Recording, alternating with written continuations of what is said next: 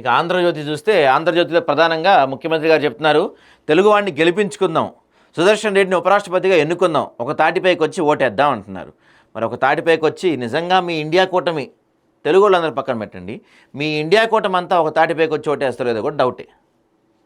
చూద్దాం మరి ఎంతవరకు వేస్తారు. సీఎం అయినా పీఎం అయినా అరెస్ట్ అయితే అవుట్, 30 రోజులు జైల్లో ఉంటే పదవి ఊడినట్లే, కేంద్ర రాష్ట్ర ప్రభుత్వాల్లో మంత్రులకు వర్తింపు, 5 ఏళ్లు ఆ పై శిక్ష పడే క్రిమినల్ కేసుల్లోనూ రాజ్యాంగ సవరణకు కేంద్రం సమాయత్తం, నేడు లోక్సభలో 3 బిల్లు ప్రవేశపెట్టిన షా, అనంతరం పార్లమెంట్ కమిటీకి, విపక్ష ప్రభుత్వాలను కూల్చే కుట్ర, ఎన్డీఏ ముఖ్యమంత్రులను ముట్టుకోరని చెప్పి కాంగ్రెస్ పార్టీ చెప్తుంది. ఆల్రెడీ ఇంకా దీనికి బిల్లు ఇంకా పూర్తిగా గైడ్లైన్స్ ఎందుకు రాకముందు అప్పుడే కాంగ్రెస్ పార్టీ లేదు ఇది మమ్మల్ని అరెస్ట్ చేస్తానికే చేస్తారని చెప్పి మాట్లాడుతున్నారు. చూద్దాం దాని గురించి మనం.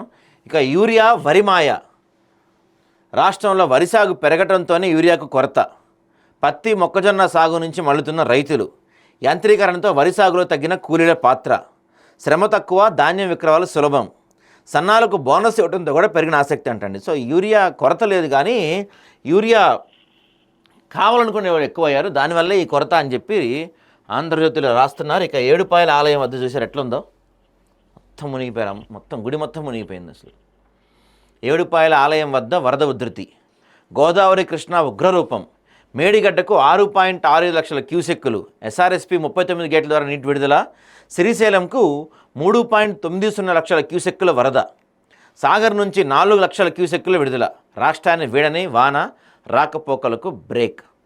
సో వర్షం ఇంకా తగ్గలా, ఈసారి అనుకున్న దానికన్నా ఎక్కువ పడుతున్నాయి. సింగరేణికి గోల్డెన్ ఛాన్స్ అంటండి.